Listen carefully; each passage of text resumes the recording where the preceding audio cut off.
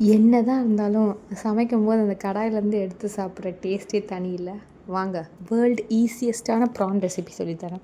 ஒரு கடாயில் ஒரு ஸ்பூன் ஆஃப் பட்டர் போட்டு 5 to 6 cloves ஆஃப் கார்லிக் இடித்து போட்டுக்கலாம், அரைச்சி போட்டுக்கலாம். நான் இடித்து போட்டுக்கிட்டேன். அதுக்கப்புறம் டர்மரிக் போட்டு மிக்ஸ் பண்ணிவிட்டு, அப்புறம் க்ளீன் பண்ண ப்ரான்ஸ் அதையும் போட்டு நல்லா மிக்ஸ் பண்ணிவிட்டு, சால்ட் எவ்வளோ வேணுமோ அவ்வளோ, ஒரு 2 பெப்பர் மட்டும் நான் இதில் இடித்து போட்டுக்கிட்டேன். பிகாஸ் எனக்கு காரம் நிறைய வேண்டாம்.